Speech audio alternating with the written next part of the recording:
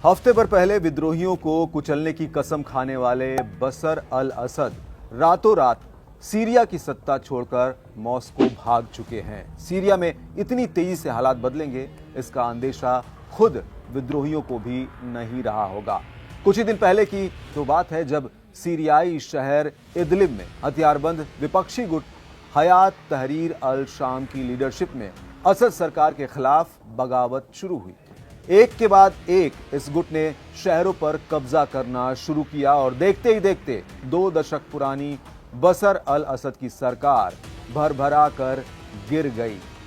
नमस्कार, मैं हूं अरविंद योगराज और आज बात इसी घटना की और साथ ही इसके छुपे उन पहलुओं की जो आप जानना चाहेंगे या जो आप नहीं जान पा रहे हैं। एक सवाल जो सभी के मन में है कि इस घटनाक्रम के बीच अमेरिका कहां था, क्योंकि अमेरिका सालों से असद की सत्ता का खुला विरोधी रहा है। दूसरा सवाल है कि सीरिया में अब आगे क्या होगा?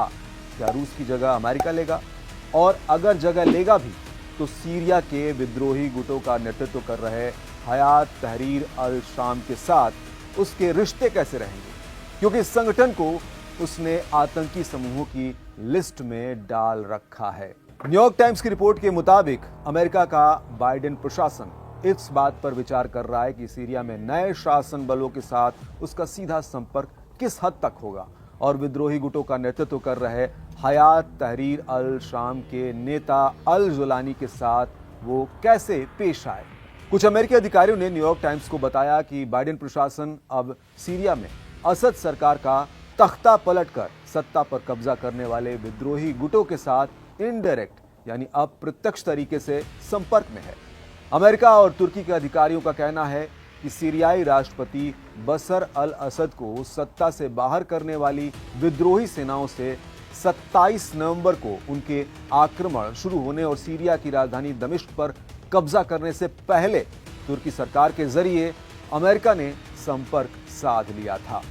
इस दौरान अमेरिका ने सशस्त्र समूहों को क्या नहीं करना चाहिए के बारे में आगाह किया। अमेरिका ने विद्रोहियों से कहा कि वे आईएसआईएस को अपने हमले में भाग लेने की इजाजत ना दें। इसके जवाब में विद्रोहियों ने साफ कहा था कि उनका ऐसा करने का कोई इरादा नहीं है और ऐसा भरोसा उन लोगों ने दिलाया जिस हयात तहरीर अल शाम और उसके नेता अबू मोहम्मद अल जुलानी को अमेरिका ने आतंकी घोषित किया हुआ है और $1 करोड़ का इनाम रखा हुआ है।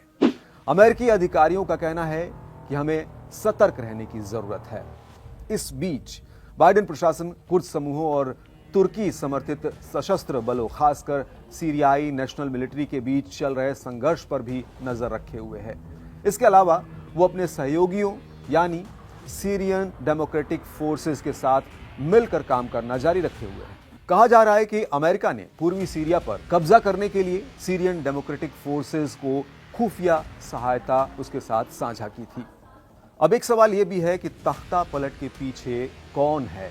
सीरिया में सबसे ताकतवर सशस्त्र गुट बन चुका हयात तहरीर अल शाम लंबे समय से असद सरकार के खिलाफ संघर्ष कर रहा था। उसने अब देश के सभी प्रमुख संस्थानों जैसे सरकारी टीवी नेटवर्क और पुलिस मुख्यालय पर कब्जा वो कर चुका है। संगठन का उद्देश्य सीरिया को एक इस्लामी गणराज्य बनाना है। इस बीच सीरियाई प्रधानमंत्री मोहम्मद गाजी जलाली ने शांतिपूर्ण तरीके से सत्ता सौंपने के लिए विद्रोहियों के सामने समर्पण कर दिया है। अब देखिए, न रूस काम आया न ईरान और हिजबुल्लाह। बशर अल असद बीते 2 दशक से रूस और ईरान की मदद से अपने विरोधियों को कुचल रहे हैं। रूस ने सीरिया में जमकर हवाई हमले किए और ईरान ने सीरिया में अपने सैन्य सलाहकार भेजे।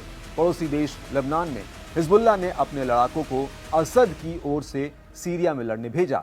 इसके बावजूद आखिरकार बशर अल असद अपनी सत्ता नहीं बचा सके। अब एक सवाल और भी उठता है कि क्या विद्रोहियों से मिल गई सेना?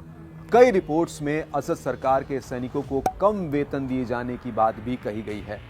इनमें कहा गया है कि सैनिकों को हर महीने करीब $15 से $17 ही वेतन मिल पा रहा था। एक सीरियाई नागरिक के मुताबिक इतने पैसे तो 3 दिनों के लिए पर्याप्त नहीं है। फिर अब ऐसे में क्या करते वो? हालांकि असद को इसका अंदाजा था। शायद इसीलिए इन्होंने पिछले बुधवार को सैनिकों के वेतन में 50% की बढ़ोतरी करने का ऐलान किया था। ऐसा विद्रोही ताकतों के बढ़ते कदमों के बीच सैनिकों का मनोबल बढ़ाने के लिए किया गया था। लेकिन ऐसा लगता है कि यह कदम बहुत देर से उठाया गया। इस बीच कई सैनिक और अधिकारी अचानक मोर्चा छोड़ गए। सीरियाई सैनिक हमा और होम से गुजरते हुए सड़कों पर अपने हथियार तक छोड़ते गए। और इन सब घटनाक्रमों पर रूस क्या कह रहा है? रूस की सरकारी मीडिया का कहना है कि हर कोई देख सकता है कि सीरियाई अधिकारियों के लिए स्थिति नाटकीय होती जा रही है। अलेप्पो में बिना लड़े मैदान छोड़ दिया गया। कई मजबूत सैन्य ठिकानों पर आत्मसमर्पण कर दिया गया।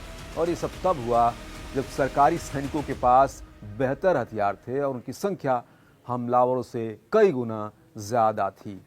ये सब कुछ हमें नए सिरे से सोचने पर मजबूर करता है।